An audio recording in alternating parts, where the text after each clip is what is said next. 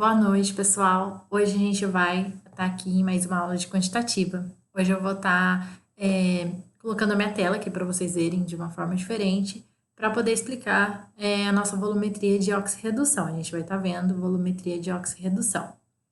Então, para começar, a gente precisa entender que numa volumetria de oxirredução, a gente tem as espécies redutoras e as espécies oxidantes. Então, vai ter sempre alguém oxidando e outra pessoa reduzindo. Os produtos, né? Espécies, não é pessoas, mas espécies, o produto. Um vai estar oxidando, o outro vai estar reduzindo.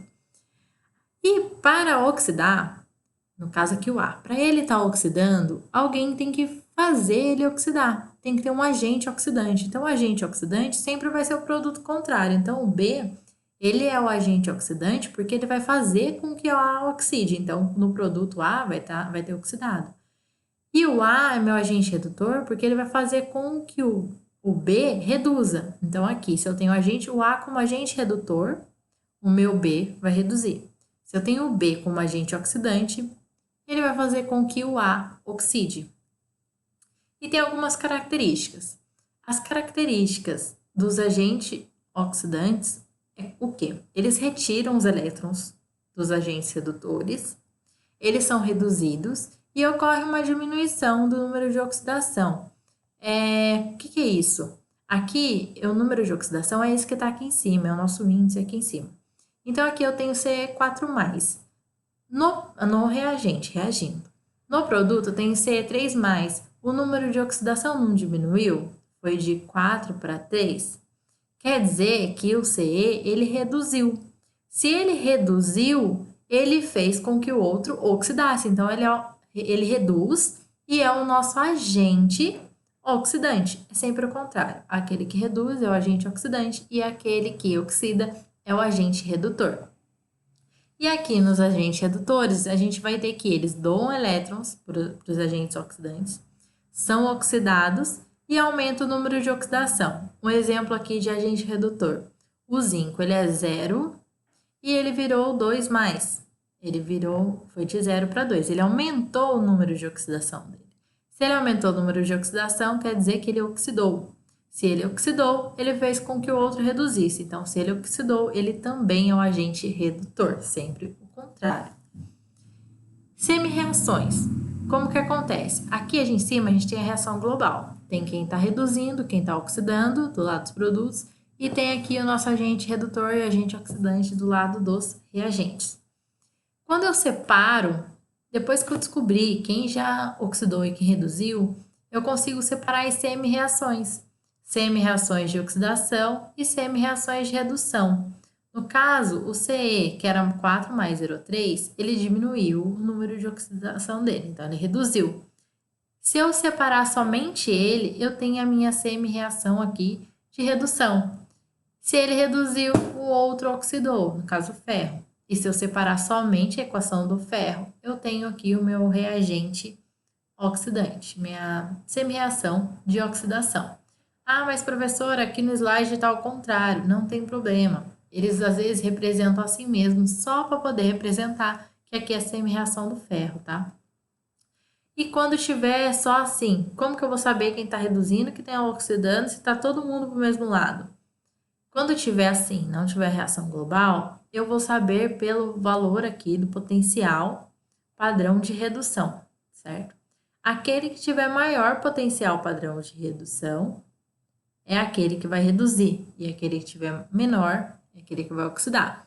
No caso aqui, o Ce ele tem 1,44 como padrão de redução. Então, 1,44 é maior que 0,77. Então, quer dizer o quê? Que o potencial padrão de redução dele é maior, quer dizer que ele vai reduzir.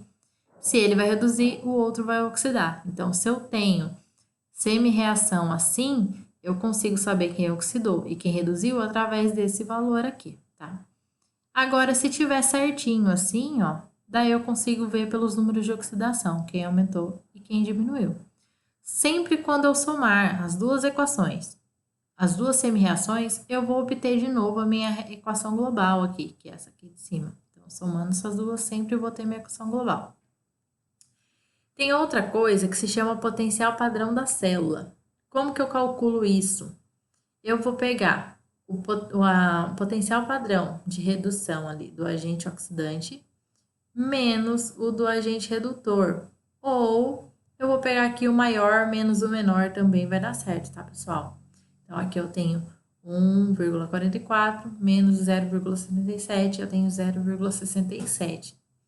Se esse valor aqui for maior que zero, eu tenho uma reação espontânea. Se esse valor for menor que zero, for um número negativo, eu não tenho uma reação espontânea, tá? Aqui a gente tem exemplos de potencial padrão da célula, tá? Vários valores. Os potenciais padrões de cada elemento, ele é tabelado. Nesse caso aqui é o da célula, a tabela de uma célula de cada reação. Mas, se você separar por elemento também dando a mesma coisa, você vai ver que eles são tabelados. Então, a gente sempre vai pegar da tabela esses valores, tá? Não é mágica, não é um cálculo muito maluco, não, é um valor tabelado. Balanceamento. Da mesma forma que as equações de neutralização precisam ser balanceadas, a de oxidação e redução, que se chama de redox, também precisa ser balanceada. Só que elas são balanceadas de formas diferentes, porque nelas você vai ter que, além de balancear, tem que balancear as semi-reações, sempre balanceando a quantidade de elétrons doados ou recebidos, a água de um lado e o hidrogênio do outro, e esse valor que você arrumar vai se aplicar aos potenciais padrões. Então, os potenciais também vão ser alterados de acordo com que você de acordo com que você faz o balanceamento, tá? Aqui a gente tem o exemplo de uma equação global, depois ela está balanceada já, e daí, no caso, mudaria os valores de potencial padrão. E em caso de titulação, que é o que interessa para a gente agora. Titulação de oxidação tem 3 métodos de você saber indicar o ponto final. O primeiro método é através de um reagente, que ele também vai mudar de cor, igualzinho lá o de ácido e base. E o ponto final vai ser determinado pela mudança da coloração. Então, vai mudar a coloração ali e através da hora que mudou a coloração, você sabe que ocorreu a reação e é o ponto final. Segundo método, você vai usar alguns indicadores específicos. Então, esse indicador específico, ele vai participar da reação e vai formar uma outra coisa. Nesse caso aqui, a gente tem um exemplo do amido. Então, quando formar o amido, quer dizer que ocorreu a reação, chegou no ponto final.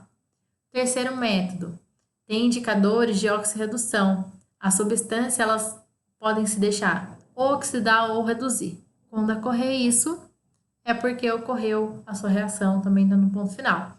Esses tipos de substâncias, eles são reversíveis, então, da mesma forma que você consegue oxidar ela, você consegue reduzir ela. Então, são indicadores específicos, tá? Que são próprios para indicadores de oxirredução. No caso, o que é importante vocês aprenderem aqui? Como a gente está vendo, quantitativa titulação, é saber quais são os tipos de indicação de ponto final quando ocorre a reação de oxirredução, certo? Então, é importante vocês fixarem aqui esses métodos, entenderem melhor esses métodos, ver qual que é os métodos utilizados em oxirredução. Também saber indicar numa reação quem está oxidando, quem está reduzindo, quem é seu agente redutor, quem é seu agente oxidante. Saber também, através dos potenciais de redução, como que eu sei quem está oxidando, quem está reduzindo, como eu já expliquei nesse slide. Saber se é uma reação espontânea ou não, como eu também já falei aqui. Calcular a diferença de padrão da célula. E saber encontrar os valores, saber que esses valores são tabelados de potencial padrão e que vocês encontram sempre em tabelas, tá? Esse valor é tabelado.